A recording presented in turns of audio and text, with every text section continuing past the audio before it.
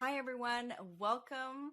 I have my friend Bernie Rosen with me. He has a PhD in holistic nutrition, and he's a co-founder of Rosen Wellness.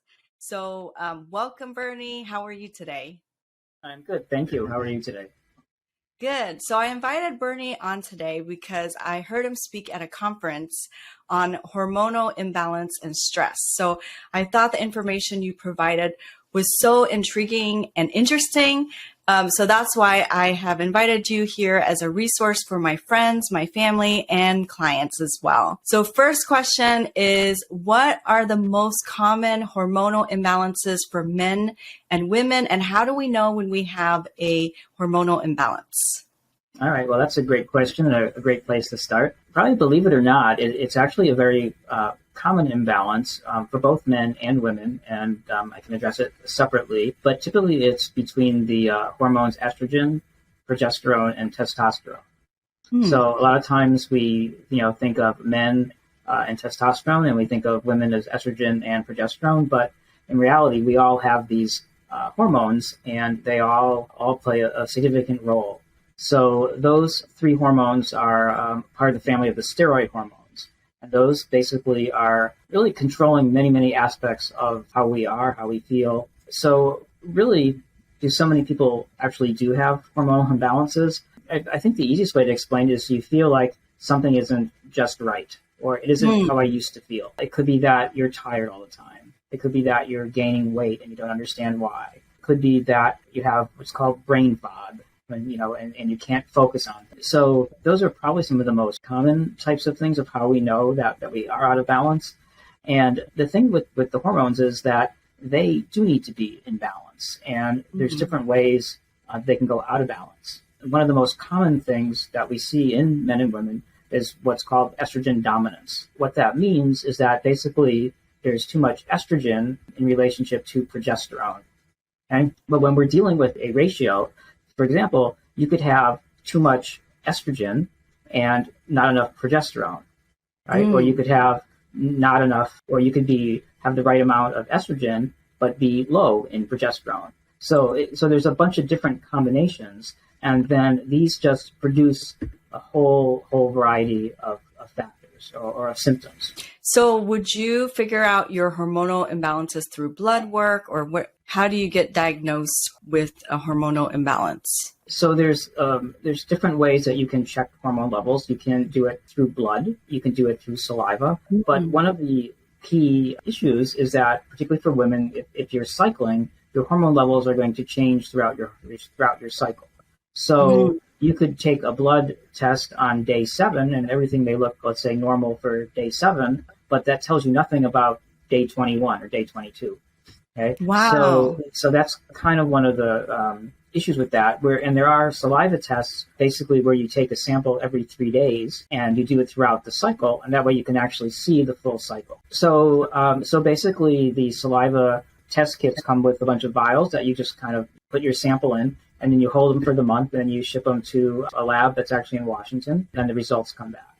Oh, wow. That's really interesting. So is that one of the services that you offer, Bernie? Yeah, so I have ways then to get the saliva tests done, and they can be done, commonly they're done for hormones, sometimes they're done for if people suspect metal or chemical toxicity. And if someone wants, there's also ways to do the blood tests for the hormones. I tend to kind of prefer the saliva test. And, we were kind of talking about hormones. So another common one that people often hear about, and probably many people, with thyroid. So thyroid is another common one. Really, one of the reasons is that they were able to come up with synthetic thyroid hormones, so they can kind of give you those hormones. But the thyroid is actually a very tricky gland as well, and it may not actually be the cause. So some people will be diagnosed with like low thyroid, but it actually could be because of their adrenal. Maybe we'll take a quick rewind here and we'll just quick overview on hormone. If we kind of start at the top of our head, we have the hypothalamus, and the hypothalamus kind of basically directs the system along with the pituitary gland, which is kind of P-shaped, and that's in the middle of your brain. And then the pituitary is communicating with the thyroid gland, the adrenal gland, and the sex gland. Everybody is talking to each other and everybody is trying to stay in balance, but sometimes things go out of balance for whatever reason. So sometimes there's a stress on the adrenal gland. One of the common things with adrenal gland stress is that we may, again, be tired. But that's also the same as a low thyroid. You can look at all kinds of lists of symptoms and everything, and what you'll see is a lot of times the low thyroid symptoms are the same as the low adrenal symptoms. Wow. And they can also be the same as the low estrogen ones and all this. So everything is very, very interconnected, and the glands are all communicating to each other through the pituitary and trying to, give you the best life that you can. But sometimes there's just too much stress in the middle to handle all that. That's interesting. You were speaking about how the systems are all interconnected and that they'll try to help each other out. Mm-hmm. Can you tell us a little bit more about that? Okay, so we'll kind of start, say, within the endocrine system, which is all those glands that I was just naming. And let's use the thyroid and the adrenal for an example. So the adrenal is basically one of our major stress handlers, and we've probably all heard of the hormone cortisol. So that's kind of the stress response, or the fight or flight, right? You see a tiger, you need to run, okay? Mm-hmm. And that's what cortisol does. It gets you running. However, if you're constantly under stress, then your adrenal gland can become under stress and it can start to struggle, right? So now you're having, let's say, low adrenal function. But the adrenal gland is extremely important because it's also not only that stress response, but it's monitoring blood sugar and all that. So your body doesn't want the adrenal gland to burn out. So the adrenals will kind of talk to the thyroid, and the thyroid controls your total metabolism. So the pituitary tells the thyroid, slow everything down, protect the adrenal. So now you're slowed down. It looks like you have a thyroid problem, but the adrenal may actually be the source of it.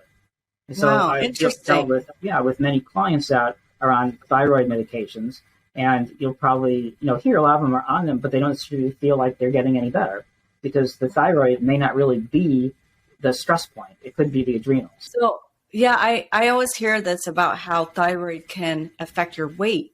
Mm-hmm. Right. So again, the thyroid it has to deal with metabolism, and that's controlling how you lose weight or how you manage your weight. But here's the thing is that also cortisol is involved with weight management. With cortisol, if you're a lot of things are kind of built into us. And one of them is if our cortisol levels happen to be elevated, that puts you basically in a fat storage mode.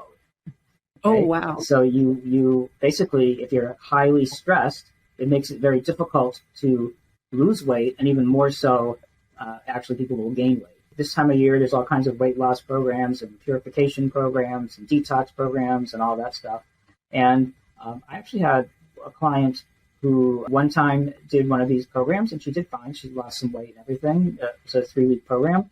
And then she tried it again, and she actually gained weight. And the reason is she had she has a special needs child at home, and it was just so much stress that it was just overcoming everything else. So even though she was eating really healthy and doing everything you want to do, she still actually was gaining weight. So this is, again, just tied in with hormones. So if you're under a lot of stress, that's going to cause your cortisol levels to be elevated, which causes you to hold on to fat. Beginning, we were talking about estrogen dominance. Okay, So one of the things with estrogen is it can get made in your fat cells. So if you start to build more fat cells, you actually may be creating a little more estrogen. And then because you're creating more estrogen, it gets you more out of balance. So you start to store fat. Wow. Okay? So this is a case of elevated estrogen. And then again, just by the way our bodies naturally work, if your estrogen levels go up, that can put some pressure, and it actually reduces your thyroid levels, which then can show you some of these low thyroid symptoms. So again, high estrogen, low thyroid, low progesterone, those all, again, can start to kind of look alike. What about for men? Unfortunately, a lot of men are kind of the last ones that actually look for health advice. So this estrogen, progesterone thing also affects them in a big way. And it also is involved with testosterone. So estrogen and testosterone kind of go down like this same path. I think if you'll remember class, I talked a little about the steroid pathway and how it all starts with cholesterol and how cholesterol is important. We can come back to that. But essentially, everything starts with cholesterol. It gets converted into pregnenolone, and then it can start going down one of two pathways. So one of the pathways is we create progesterone, and progesterone gets converted into cortisol, and the other pathway kind of goes down to hormones DHEA, which then can go into estrogen and also testosterone, and estrogen and testosterone can convert back. That's, believe it or not, is the simple version of what's happening. Okay? Wow. The body is very complex. So it particularly starts to happen, let's say men get heavy. So they start to have too much estrogen. And we also know that estrogen is a secondary sex characteristic, right? So that's where men will start to get the man boobs, right? So that can start to happen. But also they can now start to get this estrogen dominance thing going on. And estrogen dominance is also what's related to the estrogen type cancers. So that would be typically like breast cancer, but also prostate cancer. And that's why we see a lot of prostate cancer. It also is contributing to that. And now we'll go back to low T. If all this substances are for whatever reason getting converted into estrogen, it's kind of impacting the testosterone. And I remember quite a few years ago, there was a lot more talk about the low T than there is today. Right?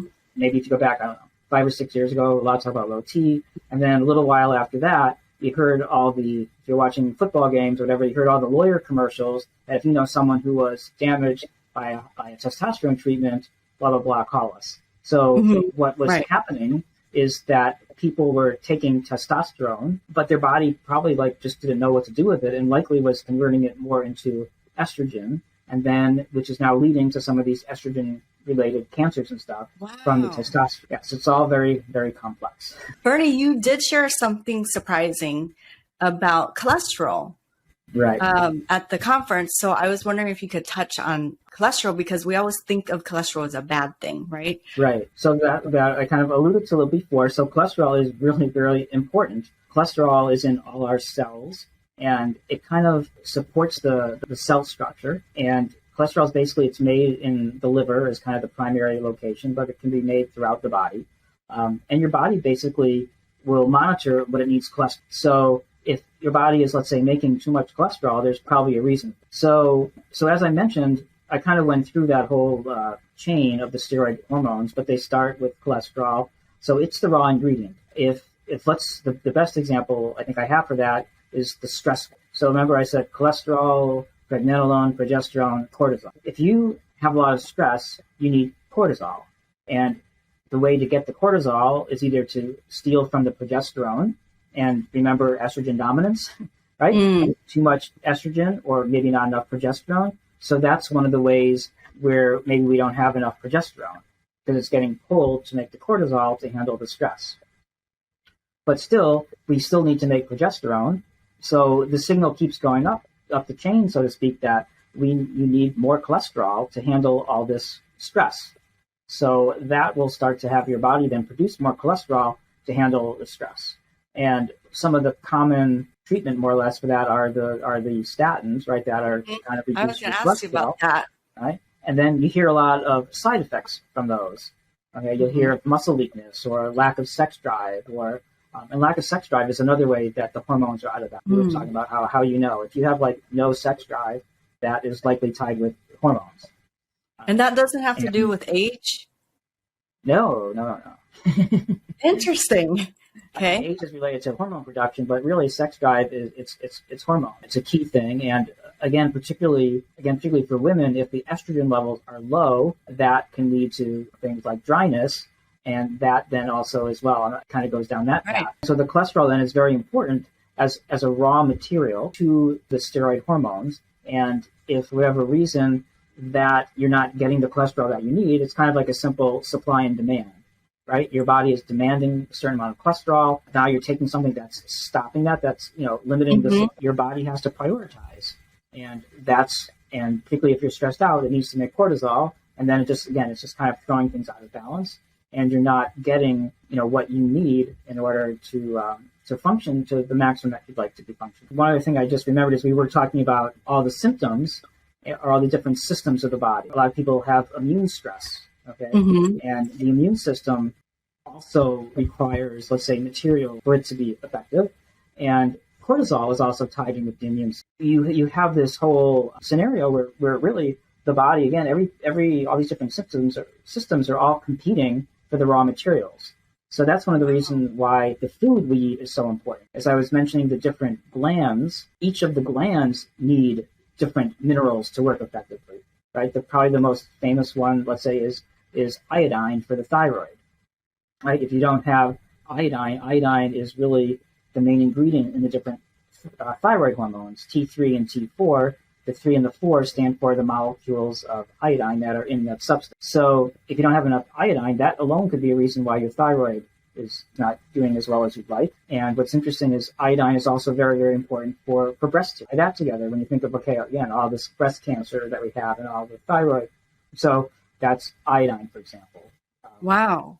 But again, all these different minerals are really important. For men, zinc is really important for the prostate. This is where, it comes back to the, proper diet to get the nutrients and minerals that we need to build our body, and all these different systems that are competing for things, right? And, so we have our immune system, and we have our digestive system, and we have, the cardiovascular system and our endocrine system. And a saying that I heard that I really like is the only place that those systems are separate is in a textbook.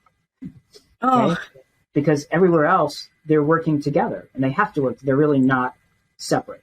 Yeah, I didn't realize they were all so connected. Right. To me, that's one of the issues, let's say, with modern medicine, is it separates everything and says, oh, well, you don't need that, the gallbladder, you don't need a gallbladder. But you do. Everything was put in your body for a reason. Okay? Yes. And that's also where we get with women, and they start, taking out parts and all this, and once you start taking out parts, something else has to make up for it. Unfortunately, we're able to do that. Right. So can we circle back to stress really quick? Because stress is something, at one point I just thought like stress is for wusses, and you can't see stress. And so you can't really see, like if you sprain your ankle, you could see like a swollen ankle, but you can't really see stress. So can you touch on why stress is so bad for us? Like not the obvious reasons. Sure. So, if we look at stress can come from many different factors. So, there's the stress that we're aware of, right? And that ties to like our emotions in a way. But, if we're watching the news and we're getting upset about something, that is causing within us this whole fight or flight. Okay. And that's starting to activate your endocrine system and hormones and how to deal with that. Stress, even if you're just exercising produces stress. And here's another one of my favorite examples is a middle-aged woman comes to me and says, I don't understand. I work out with my trainer every day and I'm gaining weight. Well, because you're not 25 anymore, and all this working out you're doing is probably putting stress onto your system. Too much stress. Okay. And remember, stress causes cortisol to rise and stay up. So if your cortisol is high, your fat storing button is pushed. So you can be doing all this exercise, but you're not able to access the fat to burn it. That's crazy. Bernie, wait. So I like to call that the January effect. The January effect, right? Because now, as we speak, everybody is running back to the health club. For a little while, it may work and they might lose a little bit, but then it stops. So what is like your solution to that? Because don't we have to work out? Like, shouldn't we? Balance in everything. And we need to do exercise that's actually very efficient as opposed to long periods of time. And we can do a whole nother talk about different ways of exercising, but different types of exercise produces different hormonal effects. That's interesting. Okay? Wow. So some exercise, you've probably heard of like high intensity type training, that kind of thing, or, really burst training, that kind of stuff. It produces hormones that actually do help you to lose weight and build muscle. Whereas other type of exercise has kind of the opposite effect. And my best example of the visual for people is to look at an Olympic sprinter and to look at an Olympic marathon runner. And look at the difference of how they look. The sprinter is strong and muscular because of the type of exercises they do. The marathon runner looks like they're about to drop dead, which some of them do. Wow. Okay? Yeah, so that's improper exercise can be a major stressor. But we talked about stress, right? So we know there's stress, there's relationship stress, there's work stress, there's stress that we get from eating bad food, because bad food causes inflammation, and inflammation is a cause of stress. Wow. Too much sugar, too much, that type of thing, too much alcohol. Those things are all creating stress in the body. So now we get to the point again, where the body has to deal with this, and then the hormonal implications of that. So when you ask that question, that really is why stress, I like to say, it's kind of like the root of all evil, because if you're stressed, you don't digest. One of the things we need for digestion is hydrochloric acid, and basically, if you're stressed, it kind of suppresses your production of that. Okay, Wow. because everything goes back to running away from the tiger. You don't need to be eating; you need to be running. Okay? That's true. So this is why why so many things are so tied together. That if you're not, and if you're getting all this stress from all these different things, it just is very hard on your system. And before, I said there's a pretty strong connection between stress and the immune system. So as I said, stress suppresses your digestion. Stress challenges your immune system. Okay, so you get people all scared that they're going to be sick. They're going to get sick. Okay, because they're under so much stress, and now they don't have what they need to strengthen their immune system. That's interesting. Can stress cause cancer? Anything can cause cancer. So I think cancer is very complicated, and it's kind of hard to say what causes cancer, but certainly stress reduces your body's ability and it reduces your immune system. So some cancers, a lot of people believe, so there's some immune system component to cancer. There's certainly, as we mentioned, the hormone imbalance relationship to cancer. Basically, stress gets your body out of balance, which allows these other things to kind of do their thing. So, Bernie, what are some of the stress management tips that you would want to share with us? Okay, so I think probably kind of alluded to them, but one of the I'd say number one is watching what you're eating. Okay. Because that's pretty simple. And, unless someone has a gun at your head, you can kind of control like what you're putting into your body. Okay? That's true. So, the ones we always hear about, but, too much sugar, too much alcohol, too much smoking, those types of things. I think that's really a big one is just the food element. The second element is to have proper exercise. If you're doing the right types of exercise, they do help you to relieve stress and they can be powerful for your body. So that's another way. And then, interval or high intensity training, sprint training, I mean, that some people call it burst training, but also kind of like gentle yoga is also very helpful. And then the third element that I would bring into are what I would call like relaxation techniques. So those would be different breathing patterns or different visualizations that are designed to actually calm your nervous system. Can you give us an example of a breathing exercise? Right. So a lot of times we frequently hear about like deep breathing, for example, like, belly breathing, that kind of thing. So when we're doing that, it's actually helpful to kind of have your inhales and your exhales basically the same length. So you're kind of, and again, it's also best to actually inhale and exhale through your nose. Basically just kind of breathe through your nose, take a slow breath in, allow the belly to expand. And a typical good breath is like a count of 3 or 4.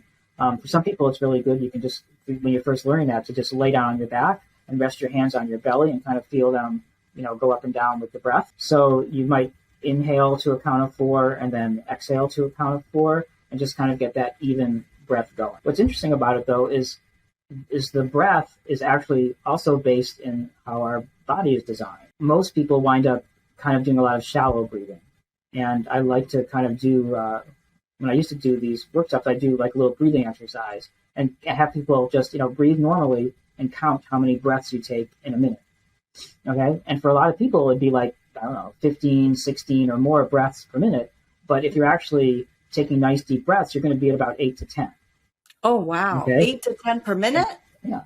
As opposed to, because you're breathing slower and you're taking nice full breath. So what happens, it really ties in with how our nervous system is constructed. So we talked about stress, right? And so stress is tied in with what's called our autonomic nervous system. So kind of think automatic. It's the things we don't think about that our body is just happening, right? We're breathing without thinking about it. We digest kind of without thinking about it, right? We don't think, I just ate, I better, blah, blah, blah, right? You don't think about, gotta beat my heart, right? It's just happening. And that basically has 2 sides to it. So it has what's called the sympathetic nervous system, which is basically the stress response, and then has the parasympathetic nervous system, which is kind of the more calm response. In our spine, these nerves are wired in a certain way, and that the nerves that engage the parasympathetic or calming are tied in with the diaphragm, which is by the belly, which is when you're taking the deep breaths, you're adding a little more stimulation to that than normal.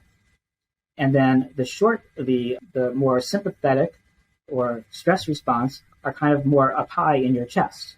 Okay, so if you're doing a lot of little chest breathing, right, or that's why you kind of feel that anxiety there sometimes, right, when you're taking shallow breaths, that's why that's tied into the sympathetic nervous system.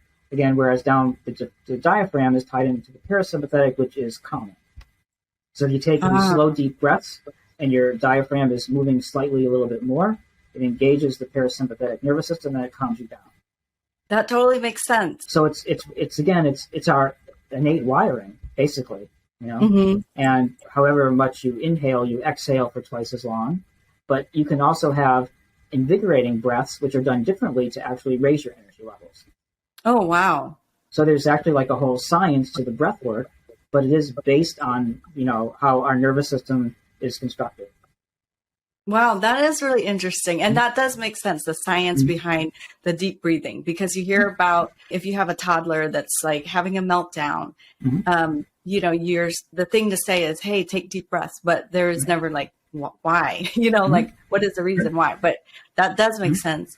I was going to ask you about vitamins and supplements and how there's so many different vitamins and supplements out there. Where are the differences as far as quality and effectiveness? Well, there's huge differences in quality, and because of that, there's huge differences in effectiveness.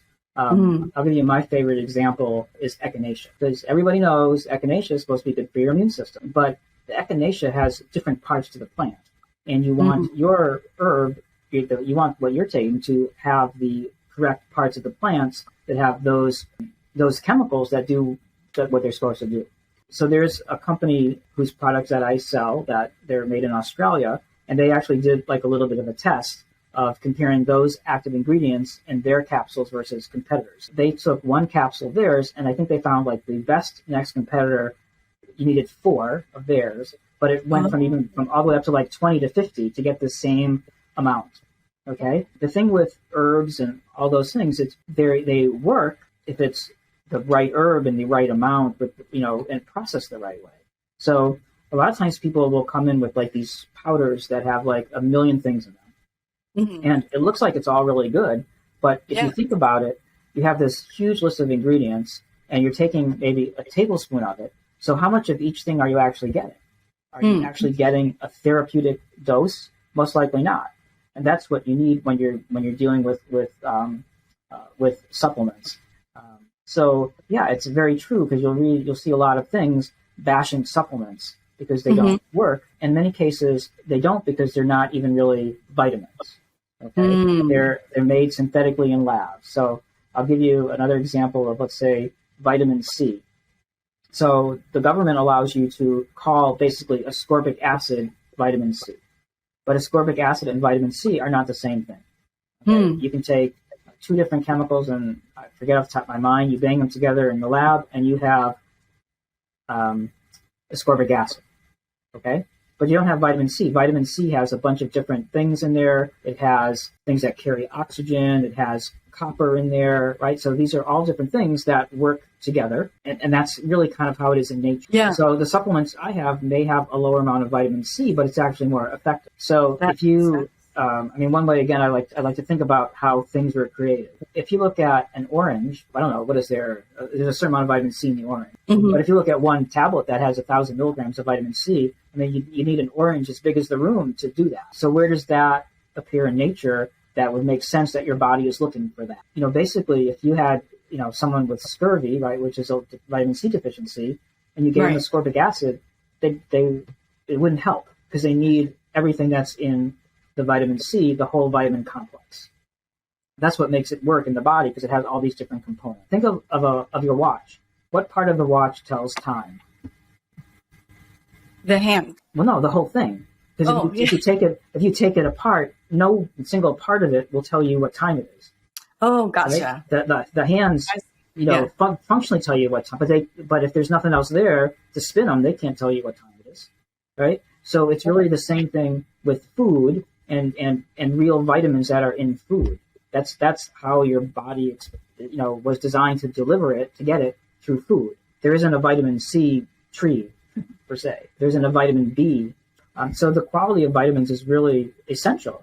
And, you have so many people coming in and they're spending a lot of money on vitamins that really are not helping them, because there's a reason that some people's pee is this, neon color, right? Because it's just going right through them. So quality is really, really important with nutritional supplements, because they're delivering what you really need in proper dosages with the right parts of the plant when it's an herbal thing, or with, things that are based in real food that actually contain the nutrient. So we have time for one more question. Okay. Because it's kind of close to the new year, I wanted to ask you about fad diets, because there's a lot of people that are, just pumped up to lose weight. What kind of advice can you give to them about the fad diets? Well, the one thing about fad diet is it's called a fad because it doesn't really necessarily have long-term effects, right? Most diets will kind of do what you want them to do in the short term, but the statistics are like 95% of the time people gain back all the weight plus more. Oh, wow. That's not encouraging. No, because people, because some of them are too extreme, but I give you the best example. The keto diet has become very popular. Or I don't even know if it's still, but it was, right? I do keto. And, all you heard was success stories, but that's because everyone was trying to sell it. There's a lot of marketing that goes on in this industry, but the truth is, if you don't have a gallbladder, you better not do the keto diet, because you will get really sick, because you need a gallbladder to process fat. And if you can't process all this fat you're eating on the keto diet, you're going to get sick. Okay. So interesting. So really, it's important to know what you're doing when you approach a fad diet. As I said, most of them will work in the short term, but are they teaching you how to live in the long term? And that's really what happened. I can do that for 10 days. Sure. So do it for 10 days. But then what happens afterwards? If you go back to all your other habits, the weight's going to come back on. Because here's the big thing about fat cells is they really don't go away. They do one of two things. They expand to hold all the waste and toxicity that's in there, or they split to make more fat cells. So they don't really go away. Okay. So they'll die and replace themselves, but they don't go away. The only way to get them away, the old days used to be the vacuum cleaner, the liposuction to suck them out, right? Now there's some new things with freezing them. I'm not really sure how that works, but essentially, so you may go on a diet and you shrink that fat cell, okay, because you're detoxifying, you're getting that junk out of your body. But as soon as you go back to what you were doing, they fill up again. And that's why that's the yo-yo diet. Right, that's why people gain all the way back, because they haven't gotten rid of the storage unit. The storage unit shrunk, but it's still available for usage. Wow. Yeah. And then you start retoxing and it fills up again. So what would be your best advice for someone that's trying to lose weight? And then also circling back to the keto diet, as long as you're under, you're consulting with your physician, would you say that that's a pretty relatively safe diet? Depends again for how long you're doing it. I think with the keto diet, again, everyone is different, and what works for one person doesn't work for another person. And the keto diet was actually specifically developed for certain functions, so to speak. Okay, so it actually has some very practical use. What is your best weight loss tips? Okay. When you look at a lot of these diets, one of the most common things is to cut the carbs. I think that probably is, if if you were to take two things out of your diet, would be sugar and then the trans fats, the bad fats that are in a lot of the cooking oils. Canola oil is really not a healthy oil, vegetable oil. So soybean oil, cottonseed oil. So all those things that are in so much of our processed food are bad. So I think probably the best way to lose weight is to think meat, vegetables, and fruit, things that aren't in the package, things that aren't in a box, and watch the carbs and watch alcohol. And that's really the key, and typically the underlying common component of a lot of these diets. A lot of them tweak that, but essentially low carbohydrates, eating the healthy fats, and having enough protein to actually support your body is the best way. Drink a lot of water. Don't drink sodas, and diet sodas are really bad as well. They may even be worse than a regular soda. I think those would be my super down to the basics tips. Yeah, those are great.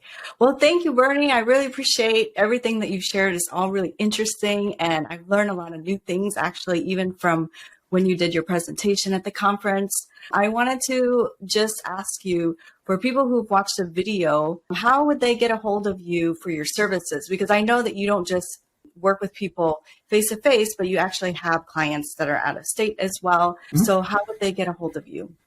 Okay, so they can reach me via email, which is bernie@brwellness.com. Okay. They can also visit the website, www.brwellness.com. They can text me 208-771-6570. So those are kind of the easiest way to get in touch. Very easy to work with people remotely as well, because we can do the tests. We have access to the tests pretty much anywhere. And also, you did mention that if people mentioned this, that they saw this video, that you would give them $50 off their initial consultation, correct? Yes. Mm-hmm. Yeah. Awesome. Well, thanks, Bernie. I really appreciate your time, and I hope you have a wonderful week. Well, thank you. I appreciate the opportunity. Thanks.